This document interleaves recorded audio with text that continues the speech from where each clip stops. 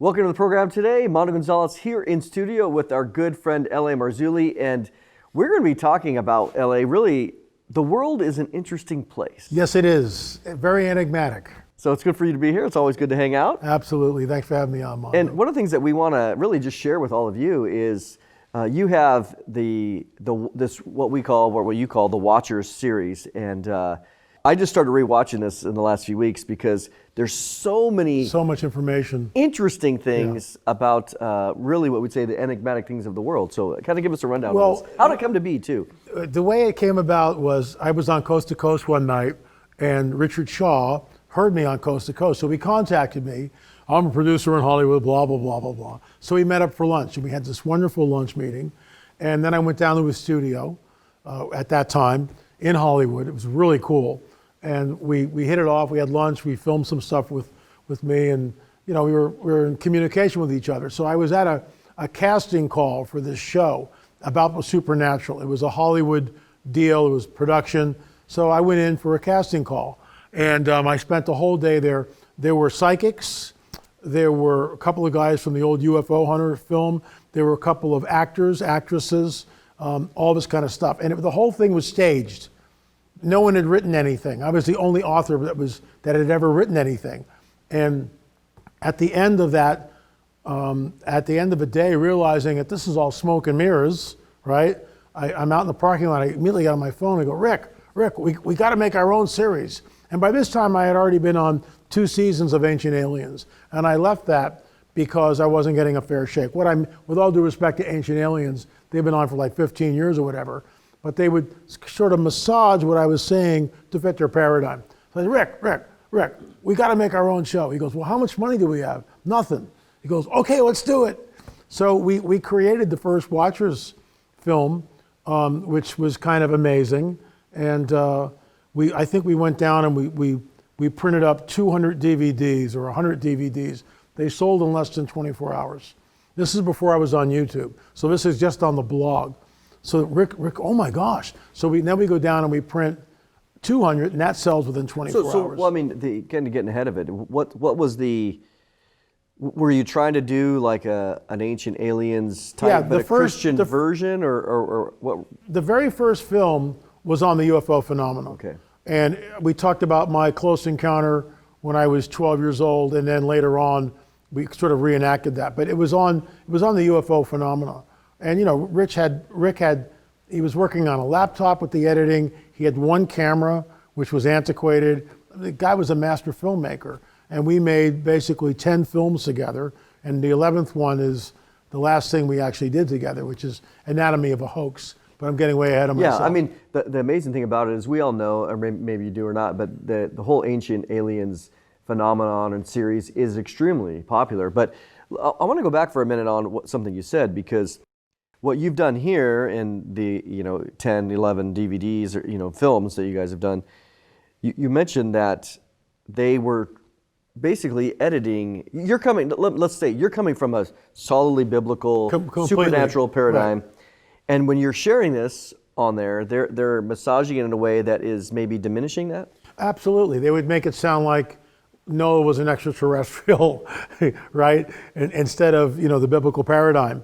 I mean, you can still watch those. You can go on, their site, and you can go to season 1 and season 2 and see me there. I was supposed to be on season 3.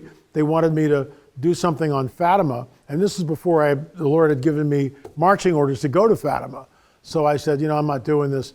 And in some ways, honestly, I wish I had stayed, but I'm a lot older and perhaps maybe a little wiser. I should have stayed, because I would have been the one dissenting voice in that whole film series. And maybe they would have kicked me out anyway. Who knows? But what's amazing about that is your kids and your grandkids absolutely watch that, and they're being indoctrinated, because Ancient Alien series, with all due respect to the History Channel, huge budget, but they're promulgating the ancient astronaut theory, which is that we were seeded here by an advanced race of extraterrestrials. I've written numerous books, produced countless DVDs, 30 DVDs, that touch on this one way or the other. This is the coming great deception. These are not friendly ETs, our space brothers. This is the fallen angels, look, why would Jesus warn us that even the elect would be deceived if that were possible. Men faint from fear from what is coming upon the earth, right? I mean, it's like, that even the elect would be deceived. It's just, there it is. It's all there. So something's about to happen, and I think we're living in a period of time. And what is manifesting? In the halls of Congress, for crying out loud. David Grush, we've got non-human biologics retrieved from crash craft. That's in Congress. Not on George Norrie's show on Coast to Coast, and I love George, but in the halls of Congress. So we are in an unprecedented window of time, absolutely. And one of the fascinating things just about the whole, I would call it a genre, is this is, as L.A. said, this is exactly what young people, and I find it fascinating myself, but young people are interested in. They're seeing it all over TikTok. They're seeing they're seeing that whole paradigm, the ancient aliens paradigm, which is very popular. And you're coming in saying, okay, we're going to investigate some of these fun, mysterious things that are happening or that do happen around the world, or ancient history. But you're going to do it through the biblical lens. And that really is, I think, as I've seen it, and that's why I was watching it again, is because you're talking about all these very fascinating topics. And so you do Watchers 1, you realize, hey, there's a people have a desire to see this. So where do you kind of go into Watchers 2? I think without seeing what we actually did, I think too, and this was sort of amazing. We realized that we had hit a niche. I mean, definitely people were. So we started Watchers 2. I believe Watchers 2. We start talking about the Shroud of Turin, and that's always been very close to my heart. In fact, Gil Zimmerman, my new business partner, comes in, and we're working on a film right now. We're in post-production. The Holy Shroud, Holy Fire. It should be out.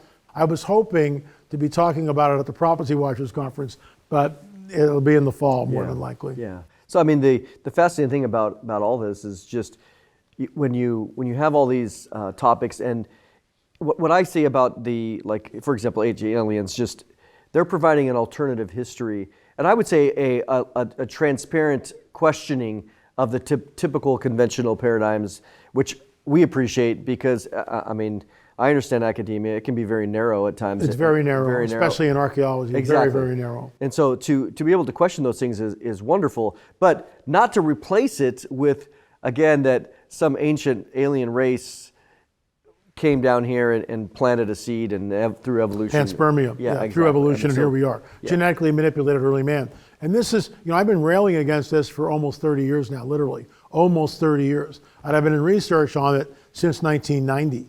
So, and before that, I was immersed in the New Age before I was a Christian. So I see both sides of the aisle. I mean, I heard 50 years ago, 5 decades ago, the explanation of the rapture of a church by the New Agers.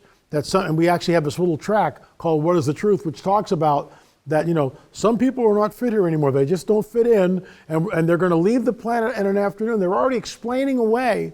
The other side of the aisle is explaining away the rapture of a church. Why would they do that? If there's no rapture of a church, then why would they be explaining it away? Because they know what's going to happen. And I think I think we're close. That's all I'll say. Not a date setter, but maybe next Wednesday. But the Shroud of Turin, that clip, those clips, both of those people that we interviewed, Dame Isabel Pixick and the Honorable Barry Schwartz, they're gone. Richard's gone. So the window of time, and I'll be 75 this year. I'm not being morbid, but I'm in my 8th decade. Thank you, Mondo. But when you start looking at this, how much time do I have left? And I want to finish strong and handles on the plow. There are 10 films in the Watchers series, and Richard Shaw, as a director, as an editor, as a filmmaker, just did an amazing job. Just an absolute amazing job. Amen, amen. Well, we're going to take a little break where you can see how to get our magazine, which keeps you up to date on all the things that are happening, which, as we know, 2025 is already off to an amazing year. Things are changing so quick. Take a listen. 10 years ago, we began an exciting journey, a mission dedicated to spreading the good news of the soon return of Jesus. Our passion for teaching Bible prophecy is what drives us to warn the world of events that are soon to come. In the last 2 years, tens of thousands of prophecy watchers from all over the world have subscribed to our monthly magazine, The Prophecy Watcher. 12 DVDs on Bible prophecy can be yours when you subscribe to our 48-page full-color magazine for just 1 year, print or digital format, all for a gift of $50, with shipping included in the USA.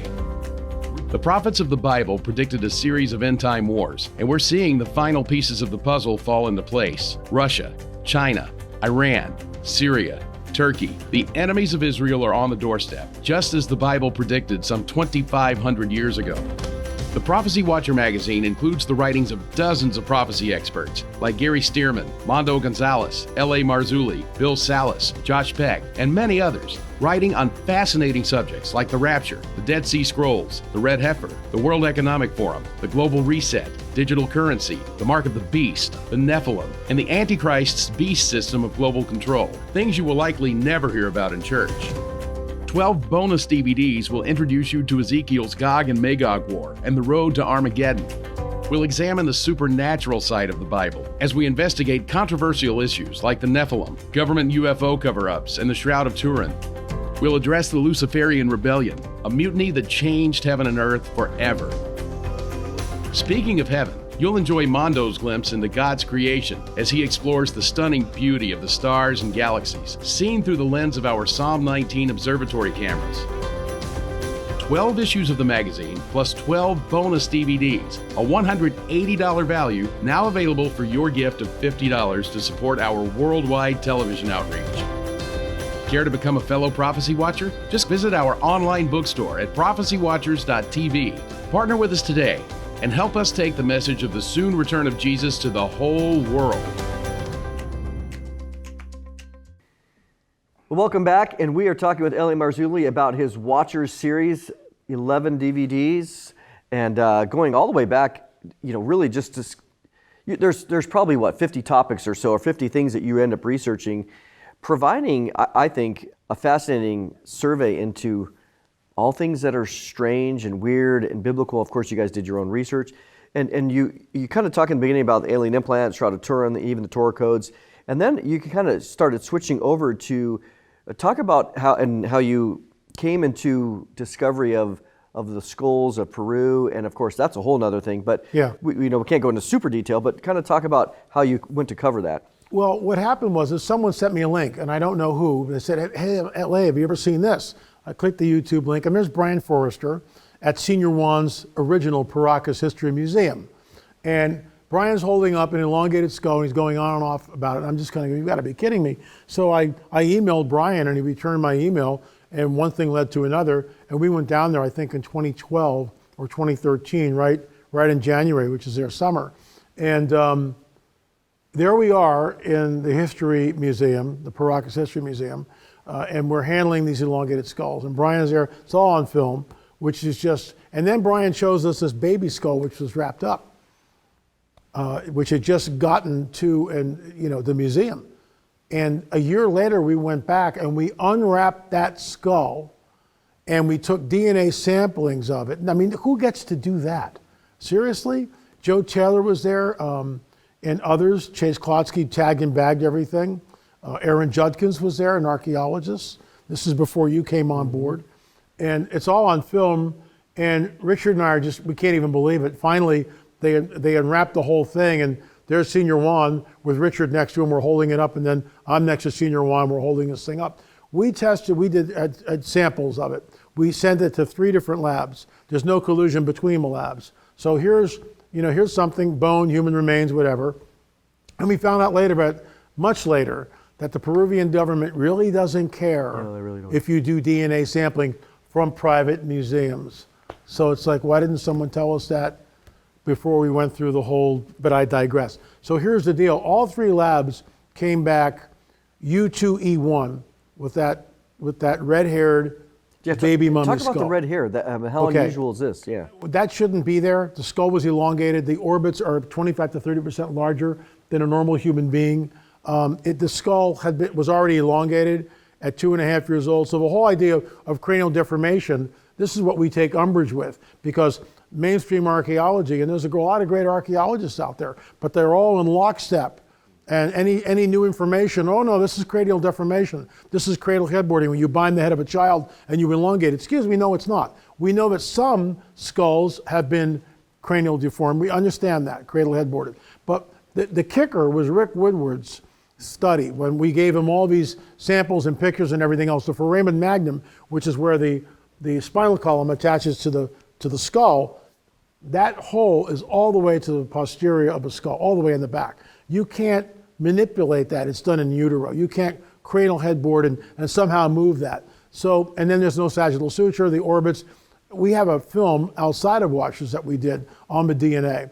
Basically, we have doctors, archaeologists, anthropologists, a whole bevy of professionals, optometrists, chiropractors are all saying, whatever this is, it's genetic. So the fact that it comes back, the DNA, the mitochondrial DNA comes back U2E1, which is Eastern Europe, that rewrites history. And the academics, and I understand why. They don't want to rewrite history because everything has to change. They shouldn't be there. And we had carbon-14 dating done on that skull. It was 1,935 years old, which predates Columbus by, centuries. So something else is going on here. And of course, and this is, you brought this up. Oh, it's contamination. Well, if it's contamination, why didn't we get nuclear DNA? Well, we didn't get nuclear DNA. So we're actually, I'll whet people's appetites. We are actually doing further testing on another artifact. And what we have found is astounding. And I will be talking about this, shameless plug, at the Prophecy Watchers Conference coming up here at the end of March. And one of the other things that I love what LA does in all this is, you and I joke about all the time, is kind of harkens back to Indiana Jones when he, in his movies, is like, you got to get out of the library. And so, instead of just sitting there researching stuff, you're flying all over the world. You're going on site, you're getting there, getting your hands dirty. One of the things that has come up quite often, and there was a lot of rumors, and you were one of the original, well, I think you're the one that broke it, was a lot of people wonder, and I'm sure you might, is are there still giants around today? In the Bible says there are giants, that settles it right there, but are there still giants around? And this, you came, tell a little bit of the backstory of how the Kandahar giant story. Richard Shaw and I broke that story. It's all over the internet. People run the clips and they act like, they're the ones breaking the story. Richard Shaw and I broke it. So Richard's on this radio show doing an interview on the Torah codes. And some caller calls in and it's the end of the show, but Richard's still on and the caller's still on. And the caller out of the blue starts talking about he's ex-military, he was in Kandahar looking for high-value targets, and he tells the whole story. So as soon as Rick gets on the phone, LA, you got to call this guy. So I call this guy up. We call him a shooter, and I interviewed him 2 or 3 times before we brought him out and put him on camera. We disguised his voice. We pixelated his face. We also found another witness who was not part of his team, but was in the Kandahar province, who stated, the rumors about the giant were all over the place. Since then, I have had 2 other people come on the record with me. One was the grandson of the Bruja, the witch that was in Kandahar, who used to take goats and cattle to the cave, tie them to a stake so the giant wouldn't come into the little town. I'm not making this up. He came on the record. And, his grandmother was a witch in the Kandahar province. So the story is, and this, by the way, there's another witness which I can't even begin to tell you. I can't jeopardize this person's identity, who completely corroborated the story, who had no axe to grind, who still remains anonymous. But I believe this guy 110%. I have his credentials. I know what he did. Anyway, so the Kandahar giant, a platoon goes missing to around circa 2001. Looking for high-value targets in the province of Kandahar in Afghanistan. Remember, the Afghan war is going on. And they go missing. They miss their rally point. Nobody radios in. The next morning, another platoon is dispatched. The shooter is with that platoon. They're following the trail. They come to this... The guy that you interviewed is with them. Correct. Okay. He's with them. And they're following a trail, and they come down, and they're way up high in the mountains, and there's like a plateau, and as they're coming into this plateau, it's like it's what's the word I'm looking for? It's like it's mountainous, but there's like a level area, really not a plateau, just a level area, like a shelf. Like a shelf. Thank you. Like a shelf in that mountain, and above the shelf is a cave.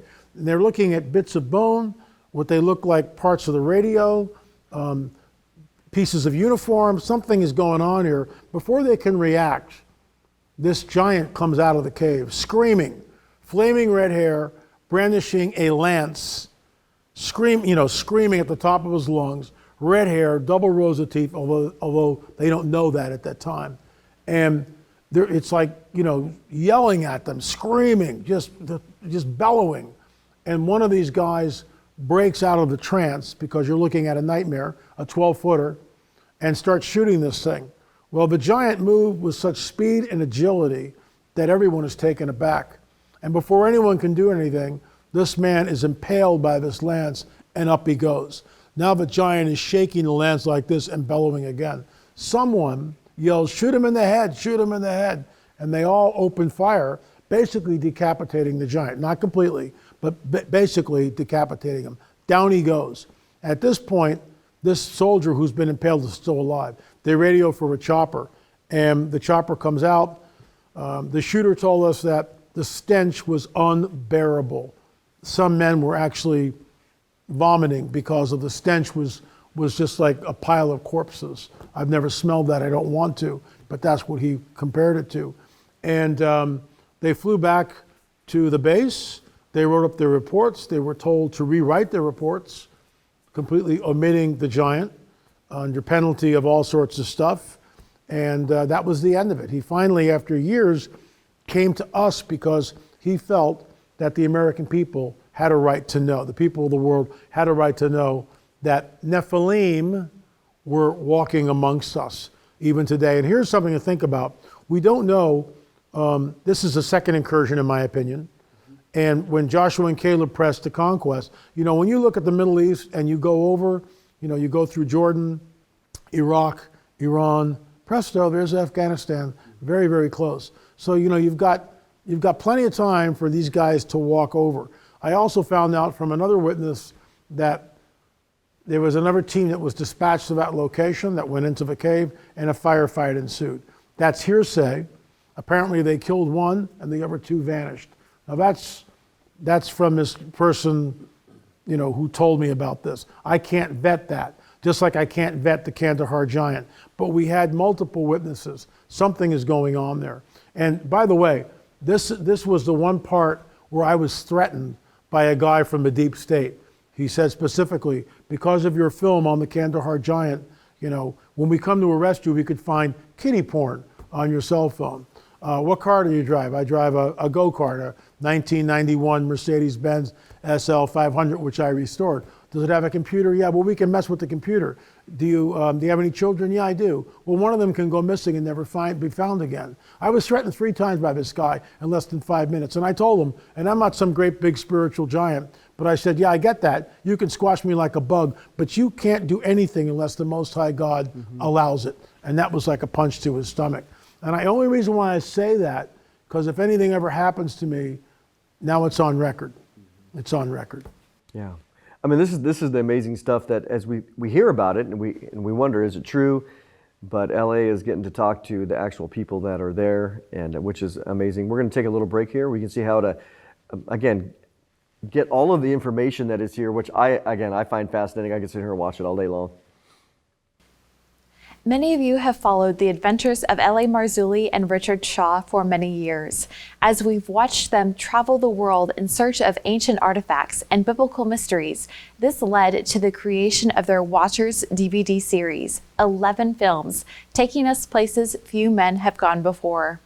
L.A. calls the Bible the guidebook to the supernatural and believes these curious subjects need to be investigated from a biblical perspective. Rejecting the liberal narratives of ancient aliens, L.A. and Richard took us in a supernatural direction, exploring the curious corners of history. Who can forget their journeys to the private museums and caves of Peru, where they discovered the elongated skulls of the hybrid Nephilim race we read about in Genesis 6. New adventures followed as he began to examine the world of UFOs, taking his viewers to an actual UFO ranch where people can watch these aerial shows at night. This led to his relationship with Dr. Roger Lear, who specialized in removing alien implants from UFO abductees. Gary Stearman is featured in one of his films, sharing his own personal UFO encounter over the skies of Texas in 1969, a secret he kept to himself for over 40 years. A serious mechanical failure and hours of lost time led Gary to believe he was truly rescued by an angel from an impending disaster. Richard developed a keen interest in the Bible codes. Working with a rabbi from Israel, they uncovered yet another supernatural side of the Bible, proving divine authorship in a mathematical way. Detailed expert interviews and examinations of the Shroud of Turin are part of the journey, as is the legendary Spear of Destiny, the Roman spear that once pierced the side of Jesus, the Hollow Earth, the Nazca Lines, the Kandahar Giant, near-death experiences, even an interview with the late prophecy legend Chuck Missler. It's all in there. The Watchers DVD series includes all 11 DVDs chronicling all of the adventures you've heard about today and many more. Originally priced at $240, we've cut the price in half and included 2 free bonuses: Gary's DVD, Rescued by an Angel, and Tom Horn's groundbreaking DVD on Ragnarok, the gigantic asteroid that many believe is scheduled to hit the Earth in the next few years. All 11 DVDs, plus the 2 bonus DVDs, are included for your gift of $120 or more with free shipping anywhere in the USA. Call the number you see on your screen 24/7 or visit us online at prophecywatchers.tv. For our international friends, please note that additional shipping fees do apply and all prices listed are in US dollars. Thanks for joining us today for another look into the supernatural side of the Bible, and thanks for your faithful support of Prophecy Watchers. Well, welcome back, and we are talking to L.A. Marzulli. And L.A., this collection is just phenomenal. And in our last minute here, talk about the evangelistic tone that you have in your own heart, but also how this is addressing, again, the interesting topics that people are in. What Rick and I did with this is we sort of walked the fence until one of the last chapters where I said, if you think you know him but you don't know him, then you don't know him, talking about Jesus. We finally kind of tipped our hand. But we made it so you could sit down with your unsaved friends, put this thing on, and open the door to a conversation, and then kind of go from there. But towards the end of the filming, we did let people know exactly where we were coming from. Well, LA, appreciate your time as always. It's good. Thanks for having me on, Mondo. Really appreciate it. We appreciate you watching this week. It is always fun to come together and again to think about the Bible, all the fascinating things that are happening in our world that God wants us to think about, and also to put into a biblical context. So appreciate your prayers for all and support for all that we do here. We could not do without you.